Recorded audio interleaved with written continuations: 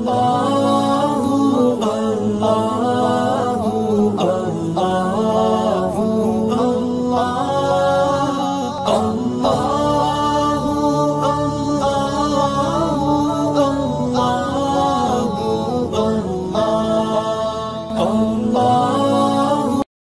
اللہ الرحمن الرحیم۔ مدنی الہ یوٹیوب میں خوش آمدید۔ السلام علیکم ناظرین، آج ایک اور عمل کے ساتھ آپ کی خدمت میں حاضر ہوں۔ آج میں آپ کے لیے ماہ شعبان کی یہ جو آخری جمعرات اور جمعے کا دن آیا ہے، ان دو دنوں کے حوالے سے میں آیت کریمہ کا ایک ایسا مجرب عمل بتانے لگا ہوں۔ اگر آپ ماہ شعبان کی آخری جمعرات جمعے کے دن آیت کریمہ کو اس طرح سے پڑھ لیتے ہیں، اس کا عمل کچھ اس طرح سے کر لیتے ہیں جیسے میں آپ کو بتاؤں گا، تو انشاءاللہ تعالی جو بھی اللہ پاک سے مانگیں گے آپ کو مل جائے گا۔ انشاءاللہ تعالی 2 دن کے اندر آپ کو اولاد کی خوشخبری مل جائے گی، اور جو اولاد کی نعمت سے محروم ہیں تو اللہ پاک آپ کی خالی جھولی کو بھر دیں گے۔ یہ دونوں دن بہت ہی خاص دن ہیں، اور یہ دن ماہ شعبان کی اس خاص مہینے میں آئے ہیں۔ اور عمل بتانے سے پہلے میری دعا ہے اللہ پاک سے کہ تمام مسلمان بے اولادوں کو اولاد عطا فرمائے۔ اللہ پاک جن کو بیٹیاں دی ہیں ان کو نیک صالح بیٹے بھی عطا فرمائے، اور جن کو بیٹے دیے ہیں ان کو نیک صالح بیٹیاں بھی عطا فرمائے۔ اللہ پاک اپنے پیارے حبیب حضرت محمد صلی اللہ علیہ وآلہ وسلم کے صدقے سے تمام مسلمان بے اولادوں کو نیک اولاد عطا فرمائے۔ اللہ پاک سب کی خالی جھولی اولاد کی نعمت سے بھر دے، آمین۔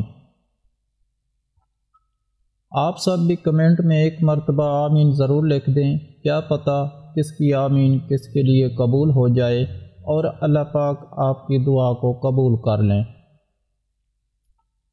ناظرین، شادی کے بعد ہر شادی شدہ جوڑے کی یہی کوشش ہوتی ہے کہ اللہ پاک انہیں جلد از جلد اولاد دے دے۔ جن جوڑے کی شادی کے بعد جلدی اولاد نہیں ہوتی، انہیں کیا کیا مشکلات کا سامنا کرنا پڑتا ہے، اس کا اندازہ وہی لگا سکتے ہیں۔ اللہ پاک کسی کو بھی اولاد کی نعمت سے محروم نہ رکھے، تو یہ عمل آپ نے ماہ شعبان کے اس خاص مہینے میں کرنا ہے۔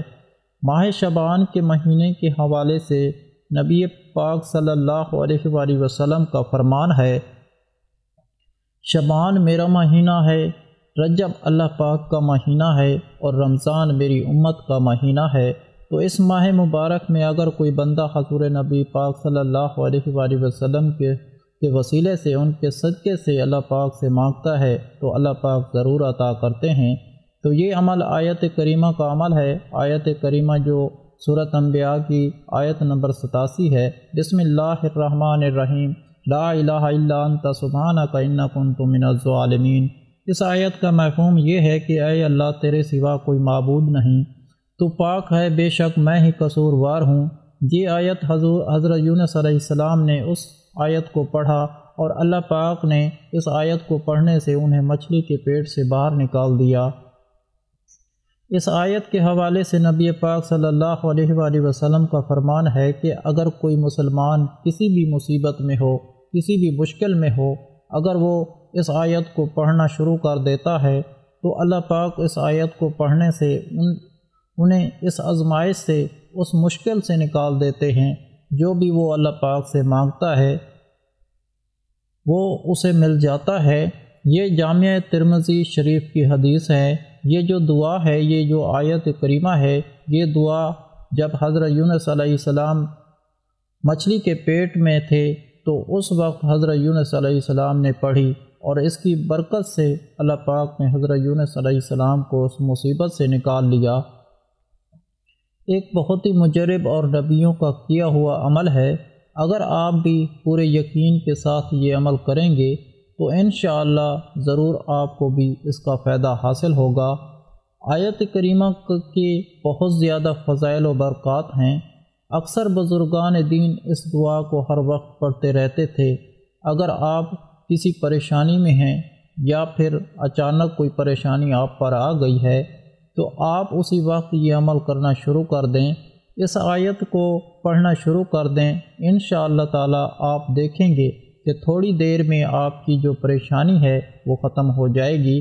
اگر آپ کی کوئی بھی بڑی حاجت ہے یا مقصد ہے تو اس عمل کو کرنا شروع کر دیں، انشاءاللہ تعالی آپ کا مقصد ضرور پورا ہوگا۔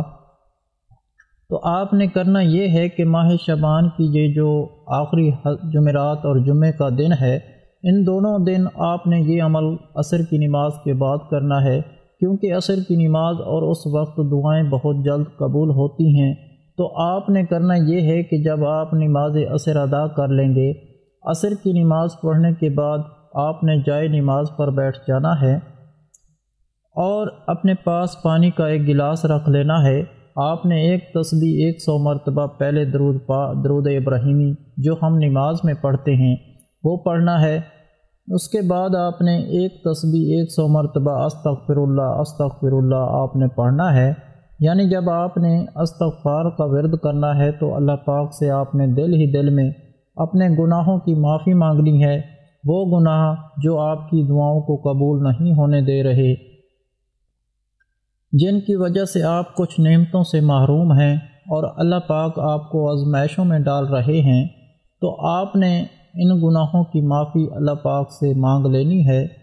جب آپ نے 100 مرتبہ استغفار کا ورد کرنا ہے، ایک تسبیح استغفار کی کرنے کے بعد آپ نے ایک تسبیح آیت کریمہ بسم اللہ الرحمن الرحیم لا الہ الا انت سبحانک انی کنت من الظالمین، ایک تسبیح آپ نے آیت کریمہ کی پڑھنی ہے۔ اس کے بعد آپ نے پھر ایک تسبیح اللہ پاک کا یہ نام یا سلام ہو، اے سلامتی دینے والے، اس کو اگر کوئی شخص روزانہ پڑھنا شروع کر دیتا ہے تو یا اس کا معمول بنا لیتا ہے، تو اللہ پاک اس اسم اعظم کو پڑھنے کی بدولت سے اسے ہمیشہ تندرست رکھے گا اور وہ کبھی محتاج ہو کر نہیں مرے گا۔ اس نام کی خصوصیت سلامتی ہے، اس لیے اسے پڑھنے والے ہمیشہ شدید قسم کی بیماریوں سے محفوظ رہتا ہے۔ تو آپ نے ایک تسبیح 100 مرتبہ یا سلام ہو آپ نے پڑھ لینا ہے۔ پھر اس کے بعد پھر ایک تسبیح درود پاک کی پڑھنے کے بعد آپ نے اللہ پاک سے اللہ تبارک و تعالی سے عاجزی اور انکساری کے ساتھ دعا کرنی ہے۔ یقین کیجئے یہ عمل کر کے جب آپ پانی پر پھونک ماریں گے، وہ پانی پی لیں گے، تو آپ کے جسم میں جو بھی بیماری ہے جو کہ اولاد نہ ہونے کا سبب بن رہی ہے یا کوئی مسئلہ ہے تو انشاءاللہ تعالی ختم ہو جائے گا۔ اگر آپ پر نظر بد کا کوئی جادو ہے، کوئی بھی آپ پر اثرات ہیں تو وہ ختم ہو جائیں گے، اور جو بھی اللہ پاک سے مانگا جائے گا وہ انشاءاللہ تعالی مل جائے گا۔ جب آپ 2 دن یہ عمل کریں گے، جمعرات اور جمعے کے دن، تو دونوں دن بہت ہی خاص ہیں۔ ان دونوں دنوں میں یہ عمل کرنے سے اور اس خاص مہینے کی برکت سے اللہ پاک آپ کی خالی جھولی کو ضرور بھر دیں گے۔ جو بھی مانگا جائے گا وہ انشاءاللہ تعالی ضرور مل جائے گا۔